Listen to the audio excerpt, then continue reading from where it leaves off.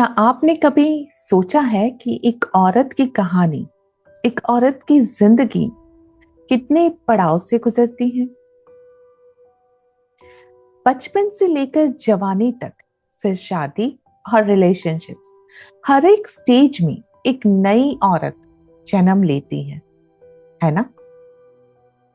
और हर एक ट्रांसफॉर्मेशन के साथ कुछ मिलता है, कुछ छोड़ना पड़ता है।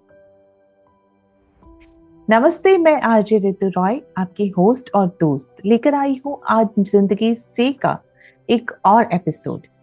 आज हम बात करेंगे एक औरत की जर्नी की, the evolution of a woman from self to sacrifice and back again. आज का एपिसोड मेरे लिए बहुत खास है क्योंकि मैं खुद एक औरत हूं। आप में से कई औरतों की जर्नी का हिस्सा हूं और कई औरतें मेरी जर्नी का हिस्सा है। हर कहानी, हर एक्सपीरियंस से मुझे कुछ सीखने को मिला है। अगले हफ्ते मदर्स डे है, तो मैंने सोचा कि क्यों ना हम दो एपिसोड को एक साथ कनेक्ट करें। आज हम बात करेंगे एक औरत की जर्नी की, बर्थ से लेकर मैरिज तक, और next week Mother's Day special में हम बात करेंगे कि कैसे मदरहुड एक औरत की जिंदगी का कंप्लीट ट्रांसफॉर्मेशन होता है।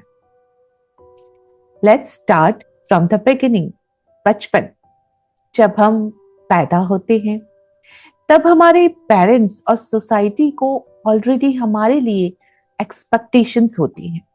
एक छोटी सी बेबी गर्ल जब इस दुनिया में आती है तब से ही उसके लिए सर्टेन तरीके के बिहेवियर्स, सर्टेन तरीके के स्टैंडर्ड्स सेट हो जाते हैं। सोचो, जब हमें यानी कि लड़कियों को पिंक कपड़े पहनाए जाते हैं, डॉल्स दी जाती हैं, किचन सेट्स दिए जाते हैं, ये सब सटल मैसेजेस है कि सोसाइटी क्या एक्सपेक्ट करती है हमसे।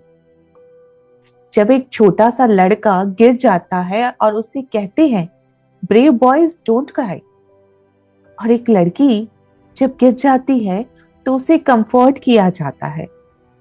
ये सटल डिफरेंसेस है जो हमारी आइडेंटिटी को फॉर्म करते हैं, शेप करते हैं।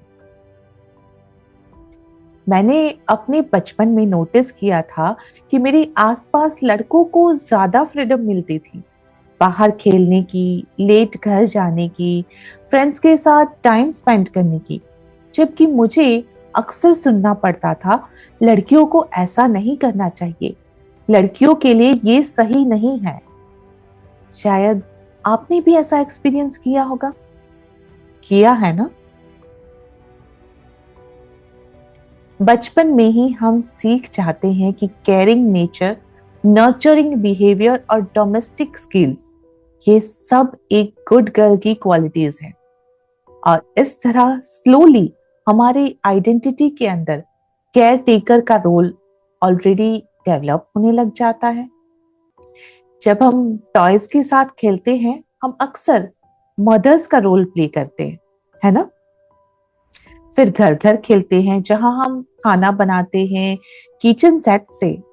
यहाँ ऑलरेडी हम ट्रेनिंग ले रहे होते हैं अपने फ्यूचर के रोल्स के लिए, विदाउट इवन रियलाइजिंग इट। फिर आती है adolescence, water roller coaster, teenage years, जब आइडेंटिटी क्राइसिस पीक पर होता है, जब हॉर्मोन्स, पीयर प्रेशर और ग्रोइंग सेल्फ अवेयरनेस सब मिक्स हो जाते हैं। ये वो टाइम होता है जब एक लड़की को सोसाइटी के एक्सपेक्टेशंस और अपनी पर्सनल डिजायर्स के बीच में बैलेंस फाइंड करना होता है। एक तरफ तो फिजिकल चेंजेस को नेविगेट करना होता है, पीरियड्स के साथ डील करना होता है, विच इज ऑलरेडी चैलेंजिंग, पर साथ ही साथ एक टीनेजर लड़की को कांस्टेंट रिमाइंडर्स मिलते रहते हैं कि लड़कियों को ऐसे बिहेव करना चाहिए।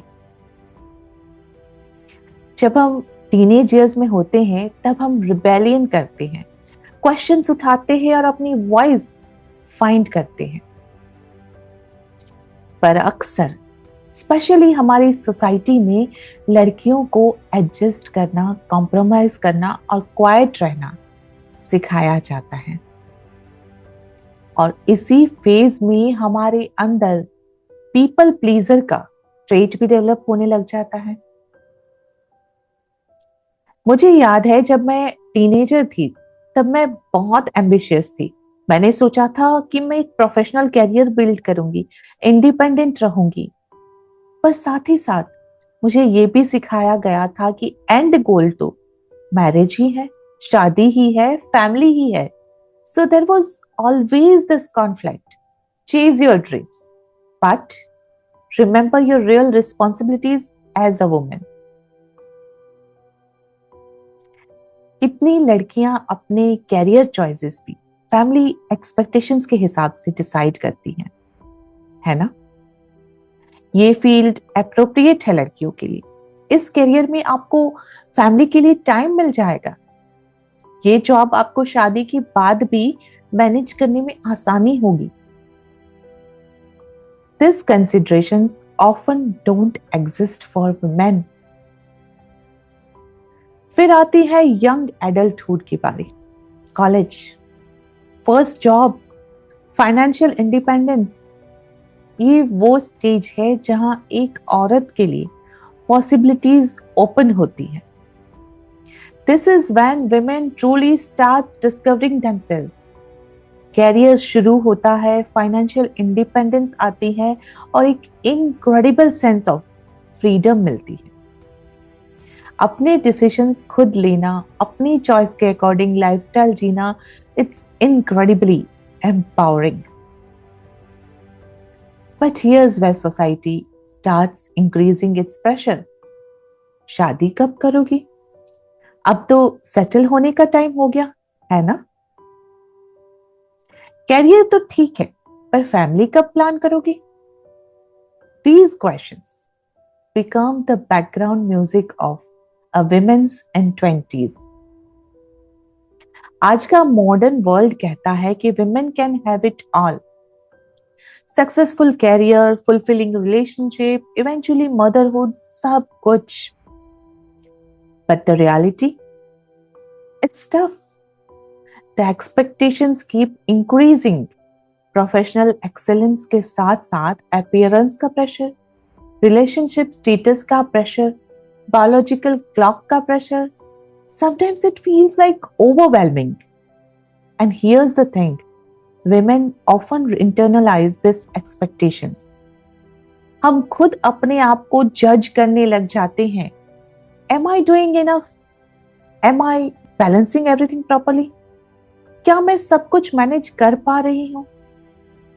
This constant internal dialogue creates a unique kind of stress. मैंने हर बार देखा है कि प्रोफेशनल विमेन अपनी अचीवमेंट सेलिब्रेट करने के बदले गिल्टी फील करती है। गिल्टी कि कैरियर में सक्सेस के लिए उन्होंने पर्सनल लाइफ में सैक्रिफाइसेस की। और दूसरी तरफ जो विमेन चूज करती है फैमिली को प्रायोरिटी देना, वो गिल्टी फील करती है कि उन्होंने अपने प्रोफेशनल ग्रोथ को सैक्रिफाइस किया। It's a double bind and a no win situation. और इस स्ट्रेस को हैंडल करने के लिए most women develop extraordinary emotional intelligence and a multitasking abilities. ये स्किल्स हमारे ग्रोथ के लिए एसेंशियल बन जाती हैं। And then comes love and relationships. जब सीरियस रिलेशनशिप स्टार्ट होते हैं, specially leading towards marriage, a woman's identity faces another major shift.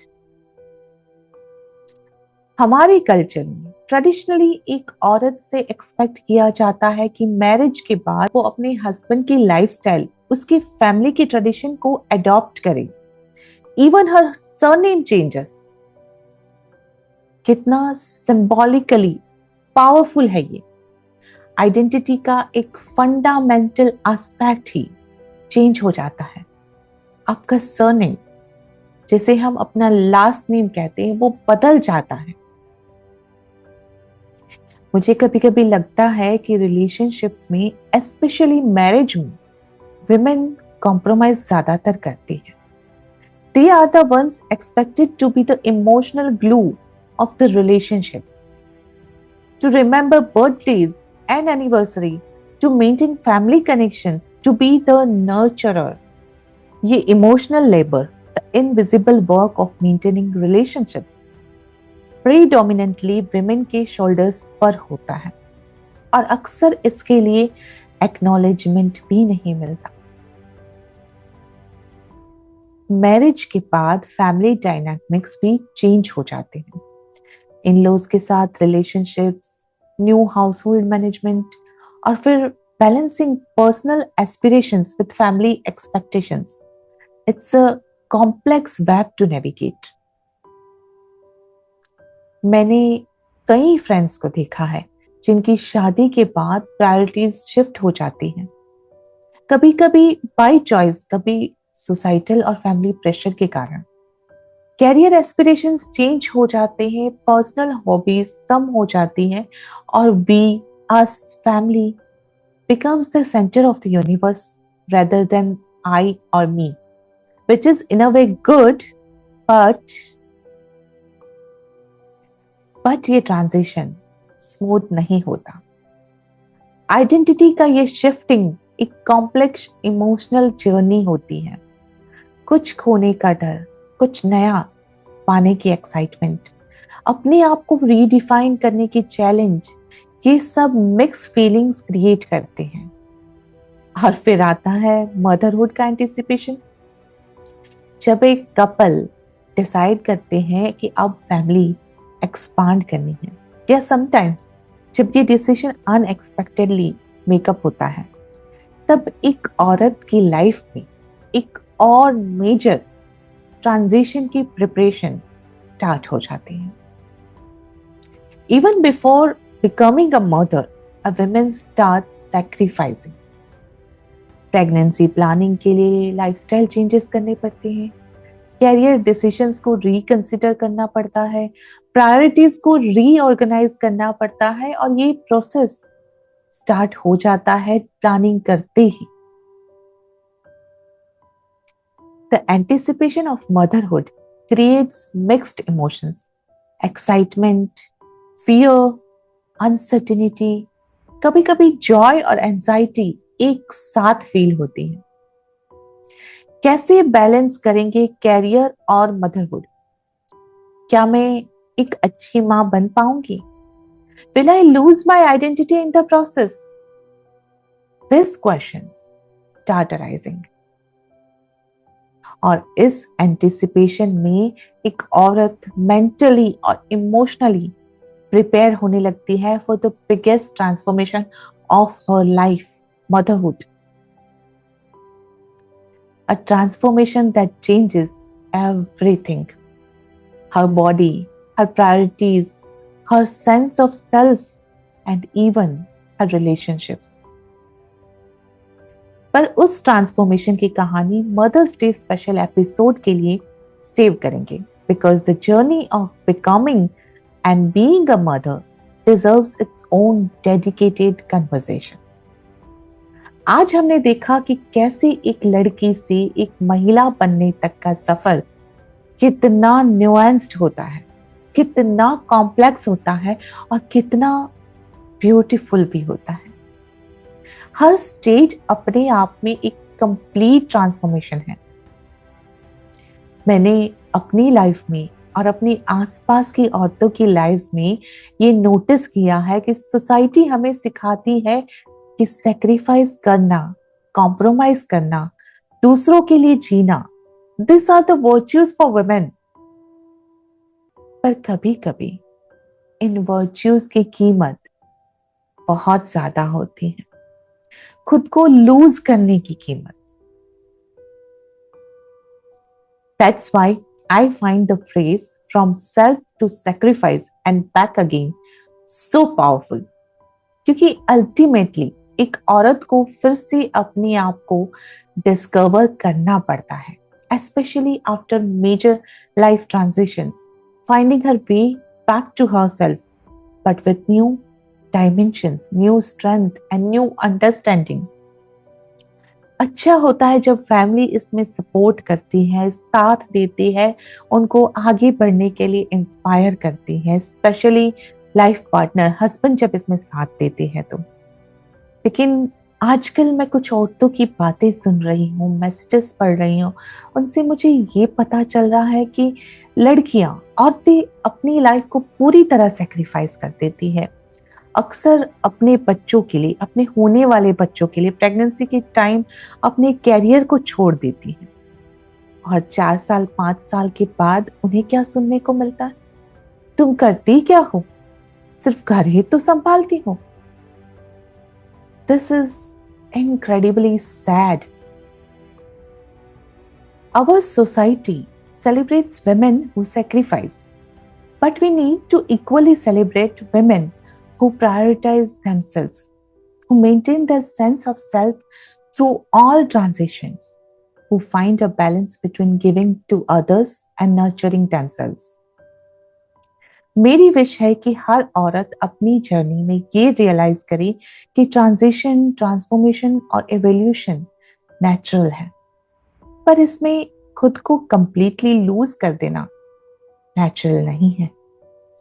Finding your way back to yourself, discovering new dimensions of your identity with each role, each relationship, each challenge.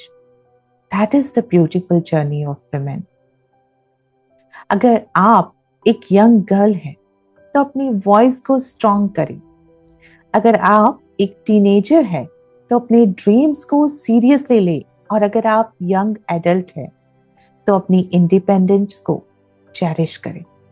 और अगर आप relationships में हैं, शादीशुदा है या motherhood के path पर हैं, तो याद रखिए आपकी आइडेंटिटी फ्लूइड हो सकती है, इवॉल्व हो सकती है, पर लूज नहीं होनी चाहिए। अगले हफ्ते मदर्स डे है और तब मैं आपसे शेयर करूंगी कैसे मदरहुड एक औरत की जिंदगी को ट्रांसफॉर्म करता है, कैसे माँ बनना एक औरत को कंप्लीटली रीइन्वेंट करता है, उसे न्यू स्ट्रेंथ्स, न्यू इंसाइट और न्यू चैलेंजेस भी देता है। इस ट्रांसफॉर्मेशन की journey from women to mother is arguably the most profound transition in women's life. और उस जर्नी की कहानी को सुनने के लिए अगले एपिसोड के लिए इंतजार करें। आज के एपिसोड का अंत करते हुए मैं आप सभी औरतों से कहना चाहती हूँ, आपकी जर्नी यूनिक है, आपकी ट्रांसफॉर्मेशन आपकी अपनी है। सोसाइटी के एक्सपेक्टेशंस और ट्रेडिशंस, स्टीरियोटाइप्स, इन सब को एक्नॉलेज करें, पर इनके प्रिजनर ना बने। और जो जेंट्स, जो मेल्स हमारे पॉडकास्ट को सुन रहे हैं, उनसे मैं रिक्वेस्ट करूंगी कि वो विमेन को इन कॉम्प्लेक्स जर्नी को समझे, वो औरतों की, विमेन्स की इन कॉम्प्लेक्स जर्नीज को समझे, अप्रिशिएट करें और सब। फाइनली इस एपिसोड को अंत करने से पहले अली जफर की एक कविता याद आती है। खिलती और रोशन सुबह का कोमल सा रूप हो तुम, कभी मध्यम मध्यम चांदनी, कभी तीखी धूप हो तुम नहीं मेरे साथ तो मेरी हैसियत क्या है, तुम नहीं मेरे साथ तो मेरी हैसियत क्या है, बतलाओ तुम्हारे इश्क की ये कैफियत क्या है। ए औरत तुम बेमिसाल हो, तुम्हें पहुंचे मेरा सलाम। ए औरत तुम बेमिसाल हो, तुम्हें पहुंचे मेरा सलाम। मेरी रूह तुम्हारी सल्तनत, मेरा दिल है तेरा गुलाम। इस कविता के गीत को गुनगुनाते हुए चलते हैं, मिलेंगे अगले एपिसोड में, जहां हम सेलिब्रेट करेंगे मदरहुड की ट्रांसफॉर्मेटिव पावर को। तब तक के लिए अपना ख्याल रखिए, अपनी जर्नी को एम्ब्रेस कीजिए, और हाँ, याद रखिए हर ट्रांजिशन में थोड़ा खुद को खो देना नॉर्मल है, पर अपने कोर को, अपनी एसेंस को रिकनेक्ट करना, that's the true evolution of a woman. Lots of love and hope. RJ Ritu Roy signing off. खिलती और रोशन सुबह का कोमल स्वरूप हो तुम। कभी मध्यम मध्यम चांदनी, कभी तीखी धूप हो तुम नहीं मेरे साथ तो मेरी हैसियत क्या है? बतलाओ तुम्हारे इश्क की ये कैफियत क्या है? ऐ औरत तुम बेमिसल हो, तुम्हें पहुंचे मेरा सलाम।